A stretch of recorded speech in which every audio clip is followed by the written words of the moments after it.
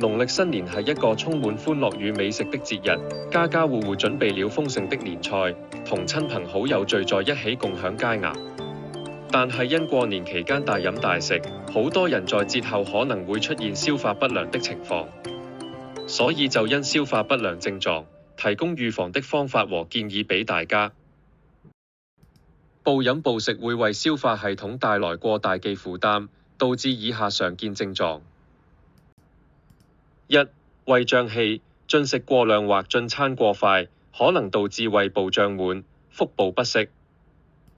2. 噁心、反胃，高油脂、高糖分的食物容易刺激胃部，引發噁心感。 3. 腹痛，腸胃負擔過重，可能引起腹部痙攣或疼痛。 4.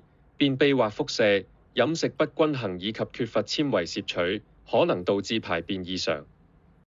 5. 胃酸逆流，過量的油膩食物或辛辣食物，可能導致胃酸倒流至食道，引起灼熱感。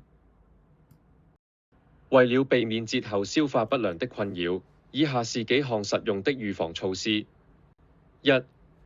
控制飲食分量，係享受美食嘅同時，應該注意適量進食，避免一次性攝取過多嘅食物。最好採取少量多餐的方式，嚟減輕胃腸嘅負擔。 2. 選擇健康食材，多選擇清淡、低油脂同埋高纖維嘅食物，例如蔬菜水果、全穀類同埋豆類，去促進腸胃嘅蠕動。 3. 避免進食過快，慢慢咀嚼同吞咽係有助消化酵素的分泌，減少胃部嘅壓力，同時亦都令大腦有足夠嘅時間感知飽足感。 4. 適度運動，過年期間最好能夠保持適量嘅運動，例如飯後散步，有助於促進腸胃蠕動，改善消化功能。 5.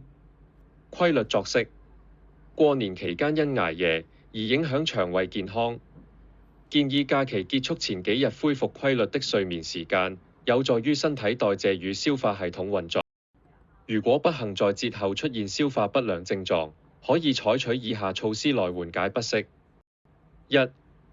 補充溫水或淡茶，飲杯暖水或者淡薄荷茶、生薑茶，可以幫助舒緩腸胃壓力。 2. 避免刺激性食物，減少攝取咖啡、酒精、辛辣或油膩食物，以免加重胃部負擔。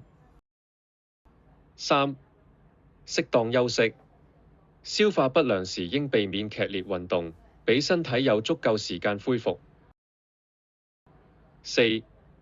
輕微按摩腹部，以順時針方向輕輕按摩腹部，可促進腸胃蠕動，有助於排氣和緩解腹脹。 5. 使用非處方藥物，若症狀持續，可考慮短期使用抗酸劑或促進腸胃蠕動的藥物，但最好先諮詢醫生或藥師嘅意見。 6. 尋求專業協助，如果症狀持續數日依然未改善，或者伴隨劇烈疼痛，應立即睇醫生檢查，以排除其他潛在嘅問題。過年期間享受美食固然重要，但也需注意飲食均衡與適量，以免對腸胃健康造成負擔。透過控制飲食，養成良好的生活習慣以及適時採取緩解措施，可以有效預防及處理節後消化不良的問題。